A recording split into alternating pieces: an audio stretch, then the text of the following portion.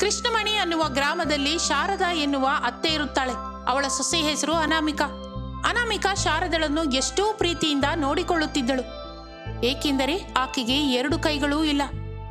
ಅನಾಮಿಕಾ ಸೊಸೆಯಂತಲ್ಲದೆ ತನ್ನ ಹೆತ್ತ ಮಗಳ ಹಾಗೆ ಅತ್ತೆಯನ್ನ ನೋಡಿಕೊಳ್ಳುತ್ತಿದ್ದಳು. ಆಕೆಗೆ ಊಟ ತಿನ್ನಿಸುವುದರಿಂದ ಹಿಡಿದು ಸಕಲವೂ ಅವಳೇ ಮಾಡುತ್ತಿದ್ದಳು. ಹಾಗೆ ಕೆಲ ದಿನಗಳು ಕಳೆದವು. ಒಂದು ದಿನ ಅನಾಮಿಕಾ ಅವರ ಊರಿನಲ್ಲಿರುವ ಜಮೀನ್ದಾರರ ಹತ್ತಿರ ಹೋದಳು.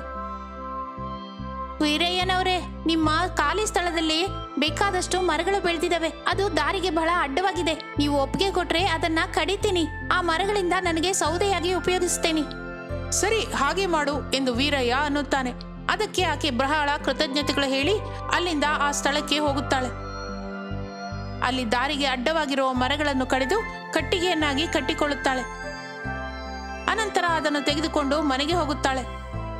ಅಲ್ಲಿ ಒಬ್ಬ ಹಣ್ಣು ಮಾರುವ ಹೆಂಗಸು ಅತ್ತೆಗೆ ನೀರು ಕುಡಿಸುತ್ತಿದ್ದಳು. ಅದನ್ನು ನೋಡಿ ಅನಾಮಿಕಾ ಕರಗಿ ಹೋಗುತ್ತಾಳೆ. ಕ್ಷಮಿಸಮ್ಮ, ನಿಮ್ಮ ಅನುಮತಿ ಇಲ್ಲದೆ ಒಳಗೆ ಬಂದಿದ್ದಕ್ಕೆ. ನಾನು ಹಣ್ಣು ಮಾರುತ್ತಾ ಇರುವಾಗ ನನ್ನನ್ನ ಕರೆದ್ಲಮ್ಮ. ನಾನು ಒಳಗಡೆಗೆ ಬಂದೆ, ದಾಹ ತೀರಿಸಿದೆ. ಬಹಳ ಬಹಳ ಕೃತಜ್ಞತೆಗಳು ರೀ. ಮತ್ತೇನೂ ಪರವಾಗಿಲ್ಲಮ್ಮ. ನಿಮ್ಮ ಅಮ್ಮನ? ಇಲ್ಲ ರೀ, ಈಕೆ ನನ್ನ ಸೋದರತ್ತೆ. ನನ್ನ ತಂದೆ ತಾಯಿಗಳು ಚಿಕ್ಕಂದಿನಿಂದಲೇ ಸತ್ತು ಹೋಗಿದ್ರಿಂದ ನನ್ನನ್ನ ಬೆಳೆಸಿದಳು. ನನ್ನ ಮಾವಯ್ಯ ಕೂಡ ಸತ್ತು ಹೋಗಿದ್ದಾರೆ. ಎಷ್ಟೋ ಕಷ್ಟದಿಂದ ಕೆಲಸ ಮಾಡಿ ಪೋಷಿಸಿದಳು. ಒಳ್ಳೆ ಓದಿಸಿದಳು. ಆದ್ರೆ ವಿಧಿ ನಮ್ಮ ಜೊತೆ ಆಟ ಆಡ್ತಮ್ಮ. ನಮ್ಮ ಜೀವನ ಜೊತೆ ಆಟ ಆಡಿದೆ ಎಂದು ಅಳಲಿಕ್ಕೆ ಶುರು ಮಾಡಿದಳು. ಆಗಲೇ ಆ ಹಣ್ಣು ಮಾರುವ ಹೆಂಗಸು ಹೀಗನ್ನುತ್ತಾಳೆ. ಅಯ್ಯೋ, ದುಃಖಿಸ್ಬೇಡಮ್ಮ. ನಿನ್ನ ಅತ್ತೆಗೇನಾಯ್ತು? ಕೈಗಳಿಗೇನಾಯ್ತು? ನಮ್ಮ ಅತ್ತೆ ಮೆಷಿನ್ ಕೆಲಸಕ್ಕೆ ಹೋಗ್ತಾ ಇದ್ರು. ಅಲ್ಲಿ ಮರಗಳನ್ನ ಮೆಷಿನ್ ನಲ್ಲಿ ಹಾಕಬೇಕಿತ್ತು. ಆಗ ಏನಾಯ್ತೇನೋ, ಹಾಗೆ ಹಾಕುತ್ತಾ ಇರುವಾಗ ಒಂದು ಮೆಷಿನ್ ಅತ್ತೆ ಕೈ ಮೇಲೆ ಬಿದ್ದು ಅತ್ತೆ 2 ಕೈಗಳು ಹೋಯಿತು ಎಂದು ಅನಾಮಿಕಾ ನಡೆದ ವಿಷಯವೆಲ್ಲ ಹೇಳುತ್ತಾಳೆ. ಆ ಮಾತುಗಳು ಕೇಳಿದ ಆಕೆ ಕೂಡ ಬಹಳ ದುಃಖ ಪಡುತ್ತಾಳೆ. ನಿನಗೆ ಇಂತಹ ಅತ್ತೆ ಸಿಗೋದು ನಿನ್ನ ಅದೃಷ್ಟ ಅಮ್ಮ. ಇಂತಹ ಸೊಸೆ ಸಿಗೋದು ಕೂಡ ಅದೃಷ್ಟ ಎಂದು ಹೇಳಿ ಆಕೆ ಅಲ್ಲಿಂದ ಹೊರಟು ಹೋಗುತ್ತಿರುತ್ತಾಳೆ. ಅಮ್ಮ, ಹಣ್ಣುಗಳು ಬೇಕು, ಕೊಟ್ಟು ಹೋಗಿ ಎಂದು ಅನಾಮಿಕಾ ಹೇಳುತ್ತಾಳೆ. ಅದಕ್ಕೆ ಆಕೆ ಸರಿ ಎಂದು ಹೇಳಿ ಹಣ್ಣು ಕೊಟ್ಟು ದುಡ್ಡು ತೆಗೆದುಕೊಳ್ಳುತ್ತಾಳೆ. ಇನ್ನು ಆ ಹಣ್ಣು ಮಾರುತ್ತಿರುವವಳು ಹಣ್ಣು ಕೊಟ್ಟು ಅಲ್ಲಿಂದ ಹೊರಟು ಹೋಗುತ್ತಾಳೆ. ಅತ್ತೆ, ನಿಮಗೆ ಮಾವಿನ ಹಣ್ಣು ಅಂದ್ರೆ ತುಂಬಾ ಇಷ್ಟ ಅಲ್ವಾ? ಇದನ್ನ ಹಚ್ಚಿ ನಿಮಗೆ ಕೊಡ್ತೀನಿ, 1 ನಿಮಿಷ ಎಂದು ಅನಾಮಿಕಾ ಮಾವಿನ ಹಣ್ಣನ್ನು ಹಚ್ಚಿ ಅತ್ತೆಗೆ ಕೊಡುತ್ತಾಳೆ. ಅತ್ತೆ ಕಣ್ಣನ್ನು ತೇವ ಮಾಡಿಕೊಳ್ಳುತ್ತಾಳೆ. ಭಗವಂತ, ಇಂಥ ಕಷ್ಟ ಯಾರಿಗೂ ಬರಬಾರ್ದು. ನನ್ನಿಂದಾಗಿ ನೀನು ಉದ್ಯೋಗಕ್ಕೆ ಕೂಡ ಹೋಗೋದಿಲ್ಲ, ಮದುವೆ ಕೂಡ ಮಾಡ್ಕೊಳ್ಳಲ್ಲ. ಇನ್ನು ನಿನ್ನ ಜೀವನ ಕಾಡಿನ ಬೆಳೆದಿಂಗಳೇನಾ? ನನ್ನನ್ನು ಕರ್ಕೊಂಡು ಹೋಗು ದೇವ್ರೆ. ಯಾವುದಾದ್ರೂ ಒಳ್ಳೆ ಹುಡುಗನ್ನ ಅವಳ ಜೀವನದಲ್ಲಿ ಕಳಿಸು ದೇವ್ರೆ. ಅತ್ತೆ, ಏನಕ್ಕೆ ಹಾಗೆ ಮಾತಾಡ್ತಾ ಇದ್ದೀರಾ? ನೀವು ಬಹಳ ಕಾಲ ಚೆನ್ನಾಗಿರ್ಬೇಕು. ನನ್ನ ಜೀವನದಲ್ಲಿ ಏನಾಗಿದೆ ಹೇಳಿ? ಮದುವೆ ಮಕ್ಕಳು ಅನ್ನುವ ಅಗತ್ಯ ಇಲ್ಲದೆ ದೇವರು ನನಗೆ ಒಂದು ಒಳ್ಳೆ ಮಗುನ ಕೊಟ್ಟಿದ್ದಾರೆ ನಿಮ್ಮ ರೂಪದಲ್ಲಿ. ಅದು ಸಾಕು ಎಂದು ಅನಾಮಿಕಾ ಹೇಳುತ್ತಾಳೆ. ಅದಕ್ಕೆ ಆಕೆ ಏನು ಮಾತನಾಡದೆ ಹಾಗೆ ದುಃಖ ಪಡುತ್ತಲೇ ಇರುತ್ತಾಳೆ. ಇನ್ನು ಆ ದಿನ ಕಳೆಯುತ್ತಿದೆ. ಇನ್ನು ಮಾರನೇ ದಿನ ಬೆಳಿಗ್ಗೆ ಮತ್ತೆ ಆ ಜಮೀನ್ದಾರನ ಜಾಗಕ್ಕೆ ಹೋಗಿ ಸೌದೆ ಕಡಿದುಕೊಂಡು ಬರುತ್ತಾಳೆ. ಇನ್ನು ಆಗಲೇ ಆ ಜಮೀನ್ದಾರ ಅನಾಮಿಕಳಿಗೆ ಕಾಣಿಸುತ್ತಾನೆ. ಏನು ಅನಾಮಿಕಾ, ಇನ್ನು ಸೌದೆ ಹೊಡೆಯೋದು ಪೂರ್ತಿಯಾಗಿಲ್ವಾ? ಇಲ್ಲ ಜಮೀನ್ದಾರೆ, ಎಲ್ಲ ಗಿಡಗಳು ದೊಡ್ಡದಾಗಿ ಬೆಳೆದಿದೆ. ಎಲ್ಲವೂ ಜಾಲಿ ಗಿಡಗಳಲ್ಲ, ಅದಕ್ಕೆ ಬಹಳ ಮುಳ್ಳುಗಳು ಇದೆ. ಅದರಿಂದ ಬಹಳ ಸಮಯ ಹಿಡಿತಾ ಇದೆ ಎಂದು ಅನಾಮಿಕಾ ಅನ್ನುತ್ತಾಳೆ. ಅವನು ಸರಿ ಎಂದು ಹೇಳಿ ಅಲ್ಲಿಂದ ಹೊರಟು ಹೋಗುತ್ತಾನೆ. ಅವನು ಆಕೆಯ ಬಗ್ಗೆ ಆಲೋಚಿಸುತ್ತಾ ಹೀಗಂದುಕೊಳ್ಳುತ್ತಾನೆ. ಏನು ಈ ಹುಡುಗಿ ನೋಡಕ್ಕೆ ಬಹಳ ಅಂದವಾಗಿದೆ, ಆದ್ರೆ ಸೌದೆ ಹೊಡ್ಕೊಂಡು ಹೇಗೆ ಹೋಗ್ತಿದ್ದಾಳೆ? ಅದು ಕೂಡ ಒಬ್ಬಂಟಿಯಾಗಿದ್ದಾಳೆ. ತಂದೆ ತಾಯಿ ಯಾರು ಇಲ್ವಾ ಎಂದು ಜಮೀನ್ದಾರನಿಗೆ ಅನುಮಾನ ಬರುತ್ತದೆ. ಅವನು ಆಕೆಗೆ ತಿಳಿಯದೆ ಹಾಗೆ ಆಕೆಯ ಹಿಂದೆ ಹೋಗುತ್ತಾನೆ. ಕಟ್ಟನ್ನು ಹೊರಗಡೆ ಇಟ್ಟು ಅನಾಮಿಕಾ ಮನೆಯೊಳಗೆ ಹೋಗುತ್ತಾಳೆ. ಅತ್ತೆ, ನೀರು ಕುಡಿತೀರಾ? ಅನ್ನ ತಿನ್ನಿಸ್ಲಾ ಎಂದು ಕೇಳುತ್ತಾ ಇರುತ್ತಾಳೆ. ಅವನು ಆಕೆಯನ್ನು ಕಳ್ಳತನದಿಂದ ನೋಡುತ್ತಾ ಇದ್ದನು. ಬಹಳ ಹಸಿವಾಗ್ತಿದೆ ಅನಾಮಿಕಾ, ನೀನ್ ಯಾವಾಗ ಬರ್ತೀಯ ಅಂತ ಕಾಯ್ತಾ ಇದ್ದೆ. ಅಯ್ಯೋ, ನನ್ನನ್ನು ಕ್ಷಮಿಸಿ ಅತ್ತೆ. ಜಮೀನ್ದಾರರು ನನ್ನನ್ನ ಸೌದೆ ಹೊಡ್ಕೋ ಅಂತ ಹೇಳಿದ್ರಲ್ಲ, 2 ದಿನದಿಂದ ಆ ಕೆಲಸದಲ್ಲೇ ಇದ್ದೀನಿ. ಅದರಿಂದ ನಮಗೆ ಒಳಗೆ ಸೌದೆ ತಗೊಳ್ಳುವ ಅಗತ್ಯನೇ ಇಲ್ಲ. ಹಾಗೆ ಸ್ವಲ್ಪ ಸೌದೆನ ಮಾರ್ಕೊಂಡ್ರೆ ಸ್ವಲ್ಪ ದುಡ್ಡಾದ್ರೂ ಬರುತ್ತಲ್ಲ, ಅದಕ್ಕೆ ನನಗೆ ಕಷ್ಟವಾದ್ರೂ ಸರಿ ಆ ಕೆಲಸ ಮಾಡ್ತಾ ಇದ್ದೀನಿ ಅತ್ತೆ ಈಗಲೇ ಊಟ ಮಾಡಿಸ್ತೀನಿ ಇರಿ ಎಂದು ಹೇಳಿ ಆಕೆಗೆ ಊಟ ತಂದಳು. ಅದನ್ನು ಕಲಿಸುತ್ತಾ ಇರುತ್ತಾಳೆ. ಆಕೆ ಒಂದೇ ಸಲಕ್ಕೆ ಅಮ್ಮ ಎಂದು ಕೂಗುತ್ತಾಳೆ. ಏನಾಯ್ತು ಅನಾಮಿಕಾ? ಕೈ ತೋರ್ಸು. ಸೌದೆ ಹೊಡೆದಿದ್ನಲ್ಲ ಅತ್ತೆ, ಕೈಗಳೆಲ್ಲ ಹುಣ್ಣಾಗಿದೆ, ಅಲ್ಲದೆ ಮುಳ್ಳು ಕೂಡ ಬಹಳ ಚುಚ್ಚಿದೆ ಅನ್ಸುತ್ತೆ ಎಂದು ಬಹಳ ದುಃಖ ಪಡುತ್ತಾ ಹೇಳುತ್ತಾಳೆ. ಅತ್ತೆ ಅದನ್ನು ನೋಡಿ ಅನಾಮಿಕಳಿಗೆ ಎಷ್ಟು ಕಷ್ಟ ಬಂದಿದೆಯೋ ಅಂದ ದುಃಖಿಸುತ್ತಾ ಇದ್ದಳು. ಸರಿ ಅತ್ತೆ, ನೀವು ಏನಕ್ಕೆ ಚಿಂತಿಸ್ತೀರಾ? ನಾನು ಚೆನ್ನಾಗಿ ಇದ್ದೀನಲ್ಲ. ಈ ಕಾರಕ್ಕೆ ಬೇರೆ ಏನು ಕೆಲಸ ಇಲ್ಲ ಅಂದ್ಕೋತೀನಿ.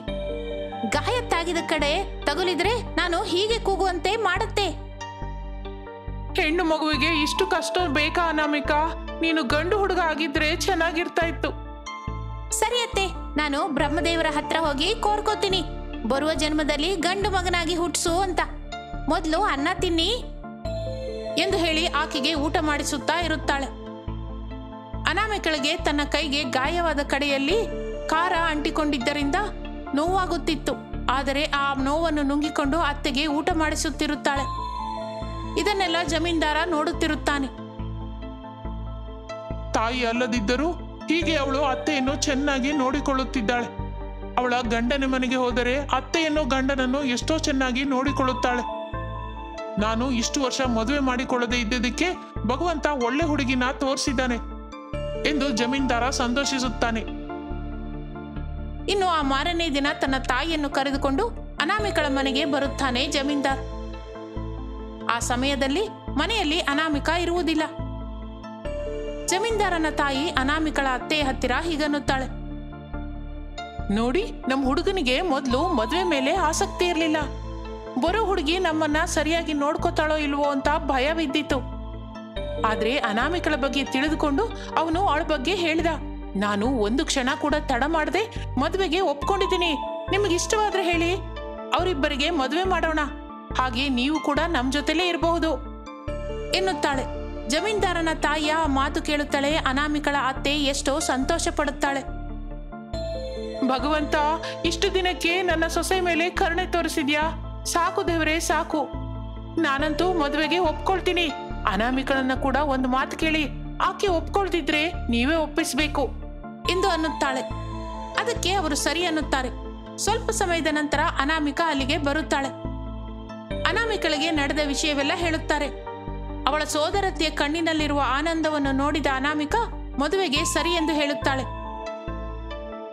ನನ್ನ ಅತ್ತೆಯ ಕಣ್ಣಲ್ಲಿ ಆನಂದ ನೋಡಿ ಮದುವೆಗೆ ಒಪ್ಕೋತಾ ಇದ್ದೀನಿ. ಆದ್ರೆ ಮದುವೆ ಆದ ನಂತರ ನಮ್ಮ ಅತ್ತೆ ಕೂಡ ನಮ್ಮ ಜೊತೆನೇ ಇರ್ತಾಳೆ. ಅದಕ್ಕೆ ಒಪ್ಪಿದ್ರೆ ನಾನು ಮದುವೆ ಮಾಡ್ಕೋತೀನಿ, ಇಲ್ಲ ಅಂದ್ರೆ ಇಲ್ಲ ಎಂದು ಅನಾಮಿಕಾ ಮುಖದ ಮೇಲೆ ಹೇಳುತ್ತಾಳೆ. ಅದಕ್ಕೆ ಅವರು ಸರಿ ಅನ್ನುತ್ತಾರೆ. ಆ ಮಾತಿಗೆ ಎಲ್ಲರೂ ಬಹಳ ಸಂತೋಷ ಪಡುತ್ತಾರೆ. ಇನ್ನು ಕೆಲವು ದಿನಕ್ಕೆ ಅನಾಮಿಕಳಿಗೆ ಆ ಊರಿನ ಜಮೀನ್ದಾರನಿಗೆ ಮದುವೆ ಆಗುತ್ತದೆ. ಇನ್ನು ಅವರೆಲ್ಲರೂ ಒಂದೇ ಕುಟುಂಬದ ಹಾಗೆ ಬೆರೆತು ಸಂತೋಷದಿಂದ ಜೀವಿಸುತ್ತಾರೆ. ಸೋದರತೆ ಅನಾಮಿಕಳ ಕಷ್ಟ ತೀರಿ ಹೋಗಿದ್ದಕ್ಕೆ ಬಹಳ ಸಂತೋಷಪಟ್ಟು ಆ ಭಗವಂತನನ್ನ ಪ್ರಾರ್ಥಿಸುತ್ತಾ ಇರುತ್ತಾಳೆ. ರುದ್ರಾವರ ಅನ್ನುವ ಊರಿನಲ್ಲಿ ಶಾಂತಮ್ಮ ಅನ್ನುವ ಒಬ್ಬ ದೊಡ್ಡ ಹೆಂಗಸಿದ್ದಳು. ಅವಳ ಮಗ ಪ್ರಣೀತ್ ಪಟ್ಟಣದಲ್ಲಿ ಸಾಫ್ಟ್ವೇರ್ ಇಂಜಿನಿಯರ್ ಆಗಿ ಕೆಲಸ ಮಾಡುತ್ತಿದ್ದನು. ಒಂದು ದಿನ ಶಾಂತಮ್ಮ ಹೀಗೆ ಅಂದುಕೊಳ್ಳುತ್ತಾಳೆ. ನನ್ ಮಗ ಪಟ್ಟಣದಲ್ಲಿ ಒಳ್ಳೆ ಉದ್ಯೋಗ ಮಾಡ್ತಿದ್ದಾನೆ. ಅವನಿಗೆ ಮದುವೆ ಮಾಡಿದ್ರೆ ನನ್ನ ಬಾಧೆ ತೀರಿ ಹೋಗುತ್ತೆ. ಅವನಿಗೆ ನನ್ನ ಅಣ್ಣನ ಮಗಳು ವಿದ್ಯೆಗಳನ್ನು ಕೊಟ್ಟು ಮದುವೆ ಮಾಡಿದ್ರೆ ಚೆನ್ನಾಗಿರುತ್ತೆ ಅನ್ಕೋತೀನಿ. ಮೇಲಾಗಿ ನನ್ನ ಸೋದರ ಸೊಸೆ ಆಗಿದ್ರಿಂದ ನನ್ನನ್ನ ಚೆನ್ನಾಗಿ ನೋಡ್ಕೊತಾಳೆ ಎಂದು ನಿರ್ಣಯಿಸಿಕೊಂಡು ಪ್ರಣೀತನಿಗೆ ವಿಷಯ ಹೇಳಬೇಕು ಎಂದು ಫೋನ್ ಮಾಡುತ್ತಾಳೆ.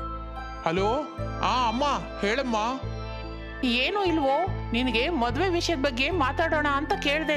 ನಿನ್ನ ಮಾವನ ಮಗಳು ವಿದ್ಯೆಗಳನ್ನು ನಿನಗೆ ಕೊಡ್ಬೇಕು ಅಂತ ನಿನ್ನ ಮಾವಯ್ಯ ಯಾವಾಗಿಂದನೋ ಎದುರು ನೋಡ್ತಾ ಇದ್ದಾನೋ.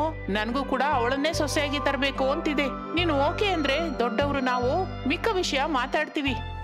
ಅಮ್ಮ, ನನಗೆ ವಿದ್ಯೆಗಳನ್ನು ಮದುವೆ ಮಾಡ್ಕೊಳ್ಳೋದು ಇಷ್ಟವಿಲ್ಲ. ಸೋದರಿಕೆಯಲ್ಲಿ ಮಾಡ್ಕೊಳ್ಳೋದು ನನಗೆ ಇಷ್ಟವಿಲ್ಲ ಕಣಮ್ಮ. ಇದಲ್ದೆ ಇನ್ನೊಂದು ವಿಷಯ ಕೂಡ ಇದೆ. ಅದೇನಂದ್ರೆ ನಾನು ಅನಾಮಿಕಾ ಅನ್ನುವ ಹುಡುಗಿನ ಪ್ರೇಮಿಸ್ತಾ ಇದ್ದೀನಿ. ಅವಳನ್ನೇ ಮದುವೆ ಮಾಡ್ಕೋಬೇಕು ಅನ್ಕೊಂಡಿದ್ದೀನಮ್ಮ ಎಂದು ಪ್ರಣೀತ್ ಅವರ ಅಮ್ಮನ ಹತ್ತಿರ ಹೇಳಿದ್ದಕ್ಕೆ ಅದಕ್ಕೆ ಶಾಂತಮ್ಮ ಅನ್ನುತ್ತಾಳೆ. ಅದಕ್ಕೆ ನಾನು ಒಪ್ಪಿಗೆ ಕೊಡಲ್ವೋ? ಯಾರೋ ದಿಕ್ಕು ದೆಸೆ ಇಲ್ದವಳನ್ನು ತಂದು ಮದುವೆ ಮಾಡ್ಕೋತೀನಿ ಅಂದ್ರೆ ನಾನ್ ಹೇಗೆ ಒಪ್ಕೋತೀನಿ? ನೀನು ಒಪ್ಕೋತೀಯೋ ಇಲ್ವೋ, ಆದ್ರೆ ನಾನು ಮಾತ್ರ ಅನಾಮಿಕಳನ್ನೇ ಮದುವೆ ಮಾಡ್ಕೋತೀನಿ ಎಂದು ಸೀರಿಯಸ್ ಆಗಿ ಪ್ರಣೀತ್ ಫೋನ್ ಕಟ್ ಮಾಡುತ್ತಾನೆ. ಬರ್ಲಿ, ಬರೋಳು ಹೇಗ್ ಬರ್ತಾಳೋ ನಾನು ನೋಡ್ತೀನಿ ಎಂದು ಶಾಂತಮ್ಮ ಕೂಡ ಕೋಪದಿಂದಲೇ ಅಂದುಕೊಳ್ಳುತ್ತಾಳೆ. ಇನ್ನು ಮಾರನೇ ದಿನವೇ ಪ್ರಣೀತ್ ಅನಾಮಿಕಳನ್ನು ಮನೆಗೆ ಕರೆದುಕೊಂಡು ಬರುತ್ತಾನೆ. ಅದನ್ನು ನೋಡಿದ ಶಾಂತಮ್ಮ ಶಾಕ್ ಆಗುತ್ತಾಳೆ. ಅಮ್ಮ, ಇವಳೇ ಅನಾಮಿಕಾ. ನೀನು ಒಪ್ಕೊಂಡ್ರೆ ಇವಳನ್ನ ಮದುವೆ ಮಾಡ್ಕೋತೀನಿ, ಇಲ್ಲ ಅಂದ್ರೆ ನಾವೇ ಹೊರಗೆ ಹೋಗಿ ಮದುವೆ ಮಾಡ್ಕೊಂಡು ನಿನ್ನಿಂದ ದೂರವಾಗಿ ಹೋಗ್ತೀವಿ ಎಂದು ಶಾಂತಮ್ಮನ ಮುಂದೆ ತನ್ನ ಮನಸ್ಸಿನ ಮಾತನ್ನು ಹೇಳುತ್ತಾನೆ ಪ್ರಣೀತ್. ಅದನ್ನು ಕೇಳಿದ ಶಾಂತಮ್ಮ ಮಗ ಅಂದ ಮಾತನ್ನೇ ಮಾಡುತ್ತಾನೆ ಎಂದು ಭಯ ಪಡುತ್ತಾಳೆ. ಇನ್ನು ತಪ್ಪದೆ ಅವರ ಮದುವೆಗೆ ಒಪ್ಪಿಕೊಳ್ಳುತ್ತಾಳೆ.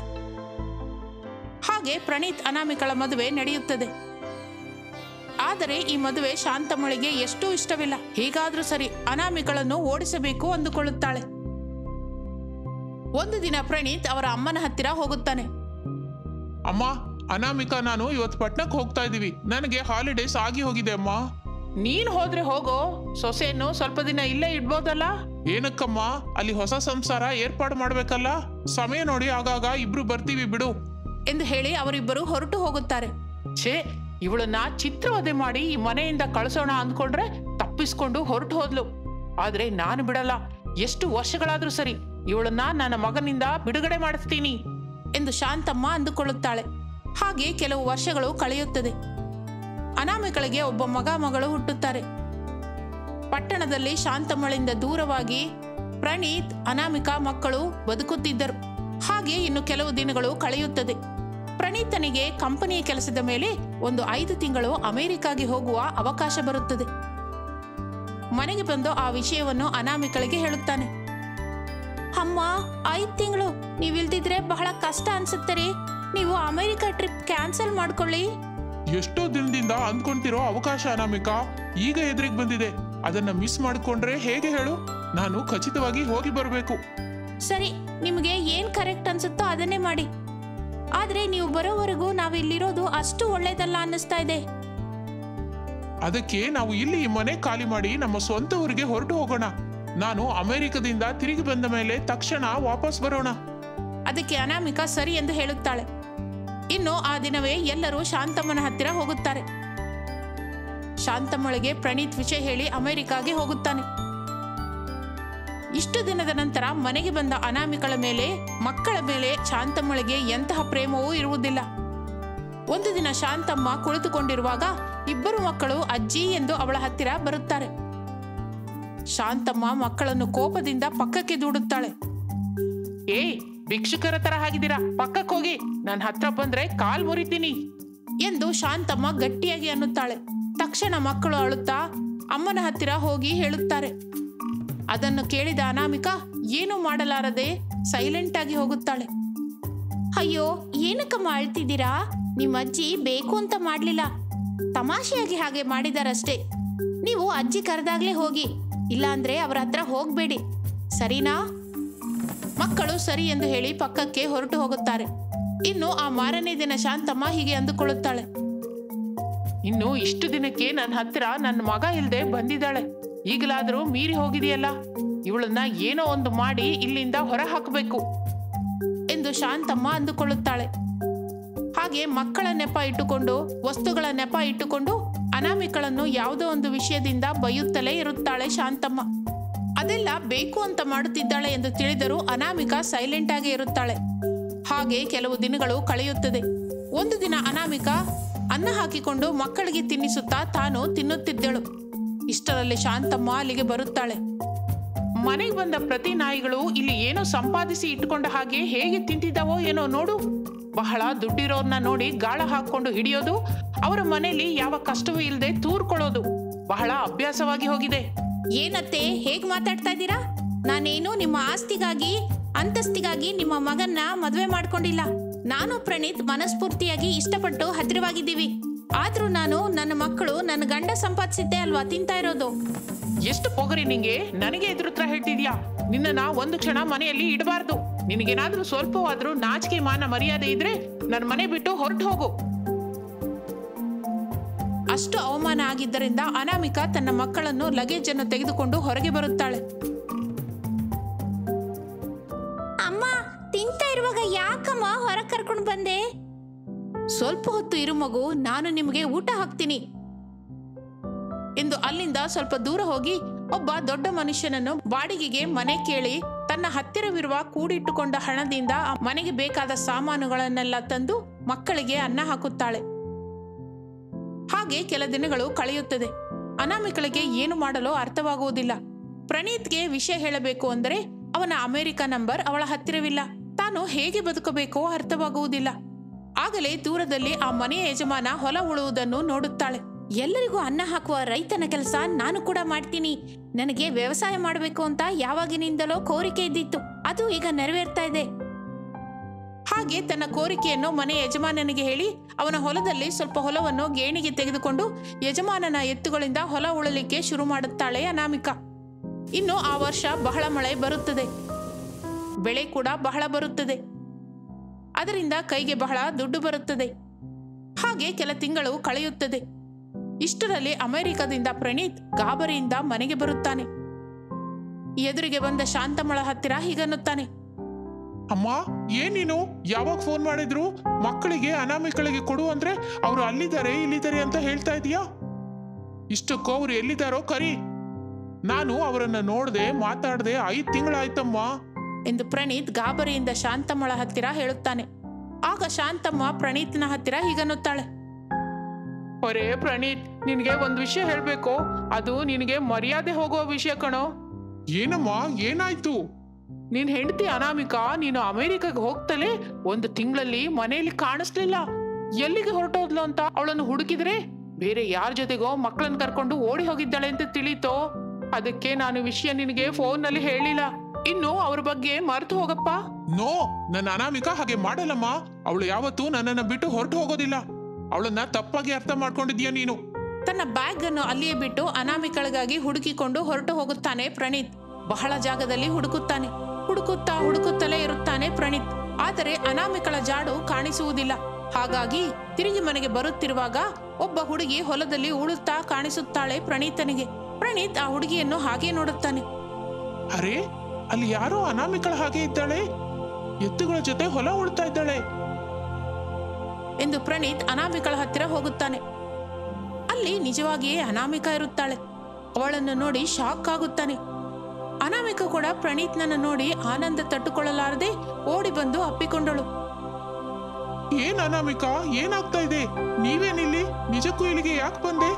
ನಮ್ಮ ಮಕ್ಕಳಲ್ಲಿ ಎಂದು ಪ್ರಣೀತ್ ಪ್ರಶ್ನೆಗಳ ಮಳೆ ಸುರಿಸುತ್ತಾನೆ. ಆಗ ಅನಾಮಿಕಾ ನಡೆದ ವಿಷಯವನ್ನೆಲ್ಲ ಹೇಳಿದಳು. ಇನ್ನು ಅದನ್ನೆಲ್ಲ ಕೇಳಿದ ಪ್ರಣೀತನಿಗೆ ಶಾಂತಮ್ಮಳ ಮೇಲೆ ತುಂಬಾ ಕೋಪ ಬರುತ್ತದೆ. ತಕ್ಷಣ ಅನಾಮಿಕಳನ್ನು ಮಕ್ಕಳನ್ನು ಮನೆಗೆ ಕರೆದುಕೊಂಡು ಹೋಗುತ್ತಾನೆ. ಅದನ್ನು ನೋಡಿದ ಶಾಂತಮ್ಮ ಶಾಕ್ ಆಗುತ್ತಾಳೆ. ತಲೆ ತಗ್ಗಿಸಿಕೊಂಡು ನಿಂತು ಬಿಡುತ್ತಾಳೆ. ಪ್ರಣೀತನಿಗೆ ಎಲ್ಲಿಲ್ಲದ ಕೋಪ ಬಂದು ಶಾಂತಮ್ಮಳನ್ನು ಇಷ್ಟ ಬಂದ ಹಾಗೆ ಬೈಯುತ್ತಾನೆ. ಅದನ್ನೆಲ್ಲ ಕೇಳಿದ ಅಕ್ಕಪಕ್ಕದವರು ಶಾಂತಮ್ಮಳನ್ನು ಅಸಹಿಸಿಕೊಳ್ಳುತ್ತಾರೆ. ಇನ್ನು ಆ ಡಿಪ್ರೆಷನ್ಗೆ ಶಾಂತಮ್ಮಳಿಗೆ ಫಿಟ್ಸ್ ಬಂದು ಬಿದ್ದು ಬಿಡುತ್ತಾಳೆ. ಕೈಕಾಲು ಬಿದ್ದು ಹೋಗುತ್ತದೆ. ತಕ್ಷಣ ಅವಳನ್ನು ಹಾಸ್ಪಿಟಲ್ಗೆ ಕರೆದುಕೊಂಡು ಹೋಗಿ ಚಿಕಿತ್ಸೆ ಕೊಡಿಸುತ್ತಾರೆ. ಅನಾಮಿಕಾ ನಡೆದಿದ್ದೆಲ್ಲವೂ ಮರೆತು ಹೋಗಿ ಶಾಂತಮ್ಮಳಿಗೆ ಬಹಳ ಸೇವೆ ಮಾಡುತ್ತಾಳೆ. ಅದನ್ನೆಲ್ಲ ನೋಡುತ್ತಿದ್ದ ಶಾಂತಮ್ಮಳಿಗೆ ತನ್ನ ಮೇಲೆ ತನಗೆ ಅಸಹ್ಯ ಬಂದು ಅನಾಮಿಕಳ ಹತ್ತಿರ ಹೀಗನ್ನುತ್ತಾಳೆ. ಅಮ್ಮ, ಅನಾಮಿಕಾ, ನನ್ನನ್ನು ಕ್ಷಮಿಸು ಎಂದು ಕೇಳುವ ಅರ್ಹತೆ ಕೂಡ ನನಗಿಲ್ಲಮ್ಮ. ನನಗೆ ಇಷ್ಟವಿಲ್ಲದ ಮದುವೆ ಮಾಡ್ಕೊಂಡ ಅಂತ ನಿನಗೆ ನಾನು ಬಹಳ ತೊಂದರೆ ಕೊಟ್ಟೆ. ಅದಕ್ಕೆ ದೇವರು ನನಗೆ ಶಿಕ್ಷೆ ಕೊಟ್ಟಿದ್ದಾನೆ. ಅಲ್ಲ, ಹಾಗೆಲ್ಲ ಅನ್ಬೇಡಿ ಅತ್ತೆ. ನಡೆದಿದ್ದೆಲ್ಲ ಮರೆತು ಹೋಗಿ ಪ್ರಶಾಂತವಾಗಿರಿ ಎಂದು ಹೇಳಿದಳು ಅನಾಮಿಕಾ. ಇನ್ನು ಸ್ವಲ್ಪ ದಿನಕ್ಕೆ ಶಾಂತಮ್ಮಳಿಗೆ ಆರೋಗ್ಯ ಸುಧಾರಿಸಿತು. ಆರೋಗ್ಯದ ಜೊತೆಗೆ ಅವಳ ಮನಸ್ಸು ಕೂಡ ಬದಲಾಗುತ್ತದೆ. ಅನಾಮಿಕಳನ್ನು ಮಕ್ಕಳನ್ನು ಚೆನ್ನಾಗಿ ನೋಡಿಕೊಳ್ಳುತ್ತಾಳೆ.